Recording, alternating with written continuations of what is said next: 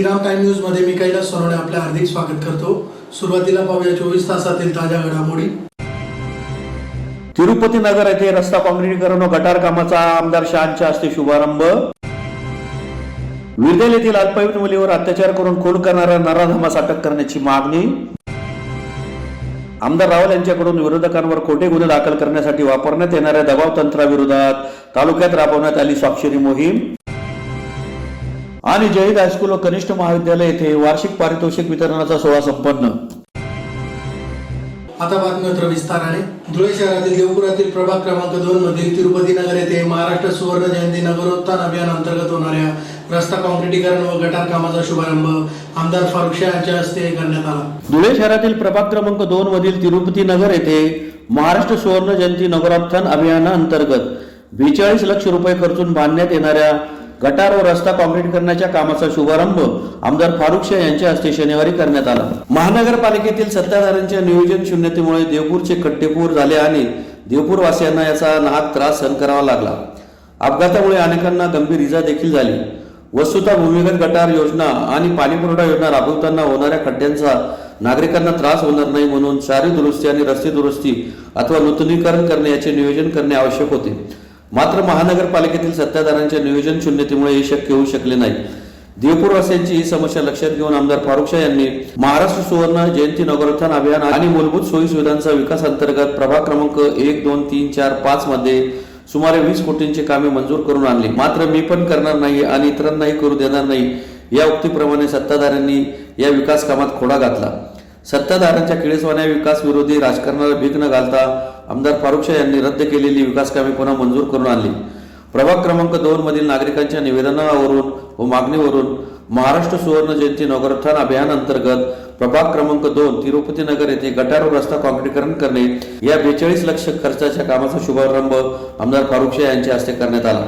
यावेळी त्यांच्यासोबत नासिर पठाण, नगरसेवक सईद बेग, डॉक्टर दीपश्री नाईक, लोकक्रांती सेनेचे देवेंद्र पाटील, KN बिरारी, तेजस पाटील, प्यारेलाल पिंजारी, ललित पाटील, संजय पाटील, दिनेश चव्हाण, शिवाजी पाटील, कैलास पाटील, संतोष खैरनार, भरत पवार, रघुनाथ बोरसे, दिलीप बाविस्कर, आत्माराम पाटील, सुभाष चौधरी, बटू पाटील, शरद सोनवणे, दर्शन बाविस्कर, प्रमोद मोरे, जयवंत सैंदाने, दिलीप पाटील, कैलास पाटील, डॉक्टर बापूराव पवार, नकुल आईरराव, मदन कापुरे, नजर पठाण, फैजल अली आदी उपस्थित होते। आज प्रभाग क्रमांक 2 तिरुपती नगर येथे एका रस्ता काँक्रीटीकरणाचा कामाचा शुभारंभ माझ्या हस्ते करण्यात आलेला आहे।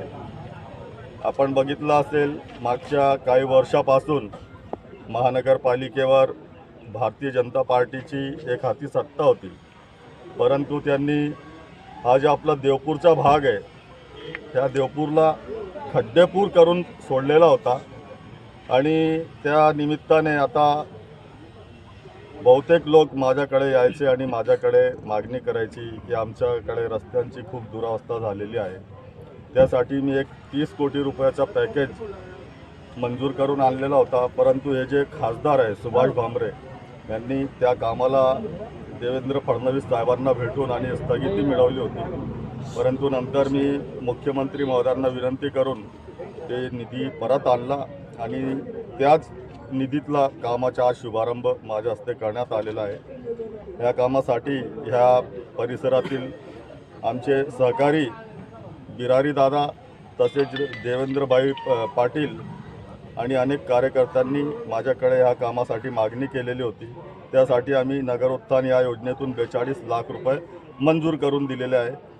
आणि यावेळी माझ्यासोबत आमचे महिला जिल्हाध्यक्ष दीपा मॅडम तसेच नगरसेवक सईद बेग, प्यारेलाल भाई पिंजारी आणि अनेक कार्यकर्ते माझ्यासोबत उपस्थित आहेत। शिंदखेडा तालुक्यातील विरदेल येथील 14 वर्षीय अल्पवयीन मुलीवर अत्याचार करून खून करणाऱ्या नराधमाचा शोध घेऊन अटक करावी अशी मागणी धुळे जिल्हा भाजप महिला मोर्चातर्फे जिल्हा पोलीस अधीक्षकांना निवेदनाद्वारे करण्यात आले। शिंदखेडा तालुक्यातील विरदेल येथील एका 14 वर्षीय अल्पवयीन मुलीवर अत्याचार करून खून करणाऱ्या नराधमास त्वरित अटक करावी या मागणीसाठी भाजप महिला मोर्चा धुळेतर्फे जिल्हा पोलीस अधीक्षक कार्यालयासमोर निदर्शने करून पोलीस अधीक्षक यांना निवेदन देण्यात आले आहे। निवेदनात म्हटले आहे की शिंदखेडा तालुका येथील विरदेल या गावात एका 14 वर्षीय अल्पवयीन मुलीवर अतिप्रसंग करून तिला जीवे ठार मारून तिचा मृतदेह गोनपाटात घालून फेकण्यात आला।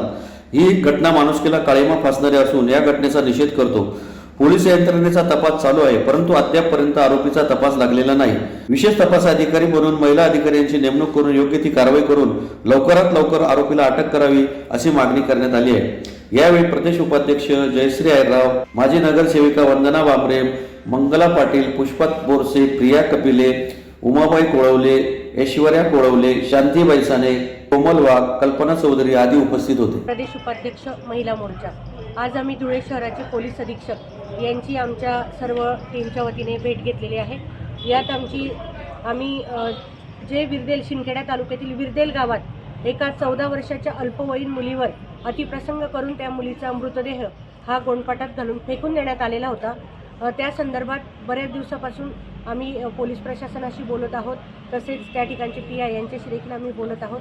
त्या कुटुंबियांची देखील आम्ही भेट घेणार आहोत आणि या संदर्भात जी काही आमची प्रमुख मागणी पोलीस अधीक्षकांकडे होती, खरं तर आम्ही विशेष महिला अधिकारी तपास नेमणूक अधिकारी म्हणून द्याव्यात अशी मागणी केलेली होती. परंतु ऑलरेडी SP सरांनी तो तपास हिरे साहेब जे काही DYSP आहेत त्यांच्याकडे दिलेला आहे आणि त्या दृष्टीने पोलीस प्रशासनाने लवकरात लवकर तपास करून त्या आरोपीला अटक करावी अशी आमची प्रमुख मागणी या ठिकाणी आहे. आणि SP साहेब आणि पोलीस प्रशासन खरं तर यांनी त्या ठिकाणी गुन्हा देखील नोंद केलेला आहे आणि बऱ्याच दिवसात ते तपास देखील यांचा चालू आहे. म्हणून आमच्या पोलीस प्रशासनाला देखील लवकरच त्यात यश मिळेल असं या ठिकाणी सांगते. शिंदखेडा मतदारसंघाचे आमदार जयकुमार रावल यांच्याकडून विरोधकांवर खोटे गुन्हे दाखल करण्यासाठी दबावतंत्र वापरण्यात येत असल्याच्या विरोधात काँग्रेसचे जिल्हाध्यक्ष शंकर सनेर यांच्या नेतृत्वात तालुक्यात स्वाक्षरी मोहीम राबविण्यात आली. शिंदखेडा मतदारसंघाचे आमदार जयकुमार रावल यांच्याकडून विरोधकांवर खोटे गुन्हे दाखल करण्यासाठी दबावतंत्र वापरण्यात येत असल्याच्या निषेधार्थ काँग्रेस, राष्ट्रवादी व इतर पक्षांतर्फे तालुक्यात स्वाक्षरी मोहीम राबवण्यात आली. शिंदखेडा विधानसभा मतदारसंघाचे आमदार जयकुमार रावल हे सत्तेचा दुरुपयोग करून पोलीस अधिकाऱ्यांवर दबाव तंत्राचा वापर करून तालुक्यातील विरोधी पक्षाचे म्हणजे काँग्रेस, राष्ट्रवादी काँग्रेस, शिवसेना आदी पदाधिकारी व कार्यकर्ते तसेच सर्वसामान्यांवर खोटे गुन्हे दाखल करण्यात येत आहेत. त्यात भादवी कलम 307, 395, 353 यासारखे गंभीर गुन्हे पुराव्याशिवाय शहानिशा न करता दाखल होत आहेत. याचा निषेध म्हणून संपूर्ण तालुक्यात स्वाक्षरी मोहीम पक्षाचे जिल्हाध्यक्ष श्यामकांत सनेर यांच्या नेतृत्वाखाली 15 फेब्रुवारी रोजी संपूर्ण दिवसभर राबवण्यात आली. त्यासाठी शिवसेना, ठाकरे गट, राष्ट्रवादी काँग्रेस, शरद पवार गट यांचाही पाठिंबा दिसून आला. स्वाक्षरी मोहीम शिंदखेडा शहरातील शिवाजी चौकातून सुरू करण्यात आली. यावेळी काँग्रेस जिल्हाध्यक्ष श्यामकांत सनेर, माजी पंचायत समिती सभापती प्राध्यापक सुरेश देशले, विरोधी पक्षनेते सुनील चौधरी, आदिवासी काँग्रेस सेल जिल्हाध्यक्ष दीपक ऐरे, काँग्रेस पार्टी शहराध्यक्ष दिनेश माळी, राष्ट्रवादी काँग्रेसचे ॲडव्होकेट निलेश देशले आदींसह पदाधिकारी उपस्थित होते. या शहरातून उत्स्फूर्त प्रतिसाद मिळाला. तालुक्यातील 10,000हून अधिक स्वाक्षरी झाल्याची माहिती देण्यात आली. तालुक्यातील प्रत्येक गावातील स्वाक्षरी फॉर्म एकत्रित करून देशाचे गृहमंत्री अमित शाह व महाराष्ट्र राज्याचे गृहमंत्री तथा उपमुख्यमंत्री देवेंद्र फडणवीस यांना पाठवण्यात येणार आहे. आज शिंदखेडा तालुक्यामध्ये तालुक्याचं पोलीस प्रशासन आणि तालुक्याचे भारतीय जनता पार्टीचे आमदार यांच्याकडून विरोधी पक्षाच्या कार्यकर्त्यांवर गाव पातळीपर्यंत सातत्याने खोटे गुन्ह्यांची नोंद केली जाते. त्याच्यामध्ये विशेष करून तो 307 आणि 395 कलम आहे. कुठलीही शहानिशा न होता या कलमाचा सर्रास दुरुपयोग या तालुक्यामध्ये होताना आम्ही बघत आहोत. अतिशय दुर्दैवी गोष्ट आहे की या तालुक्याचे आमदार महोदय आहे हे आपल्याच मतदारसंघातील विरोधी पक्षाच्या कार्यकर्त्यांवर 395 सारखं कलम वापरून आपल्याच तालुक्यातल्या त्या भूमिपुत्रांना तो विरोधी मताचा असला तरी त्याला दरोडेखोराची उपमा देण्यासाठी ते आमदारांकडून काम सातत्यानं अविरतपणाने सुरू आहे.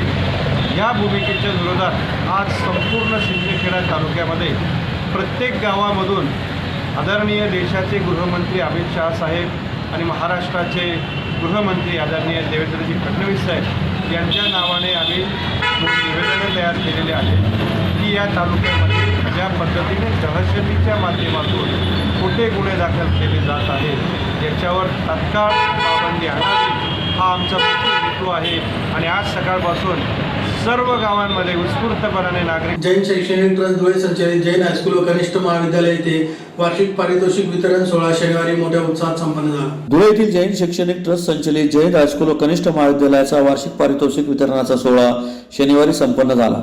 कार्यक्रमाच्या अध्यक्षस्थानी जैन ट्रस्टचे चेअरमन विजय पाटील हे उपस्थित होते. मान्यवरांच्या सत्कार सोहळ्यानंतर जयघोष हस्तलिखित प्रकाशनाचे प्राध्यापक डॉक्टर आशुतोष पाटील व प्रमुख अतिथींच्या हस्ते उद्घाटन करण्यात आले. उपस्थित मान्यवरांनी मार्गदर्शन केले. त्यानंतर विद्यार्थ्यांचे सांस्कृतिक कार्यक्रम पार पडले. या प्रसंगी प्रमुख अतिथी म्हणून डॉक्टर कपिल पाटील, प्राध्यापक डॉक्टर आशुतोष पाटील, विजय पाटील, डॉक्टर नितीन काकडे, शरद बच्छाव, मुख्याध्यापक शिवाजी बैसाने, उपमुख्याध्यापक सुनील मोरे यांच्यासह पर्यवेक्षक, शिक्षक, शिक्षकेतर कर्मचारी, विद्यार्थी व पालक मोठ्या संख्येने उपस्थित होते. त्याच्या पारितोषिक वितरण समारंभासाठी प्रमुख पाहुणे आज न होता पुढच्या वर्षी आपल्याला पारितोषिक कसं मिळेल, आपण कुठं कमी पडलो यासाठी प्रयत्न करायचे आणि आपल्याला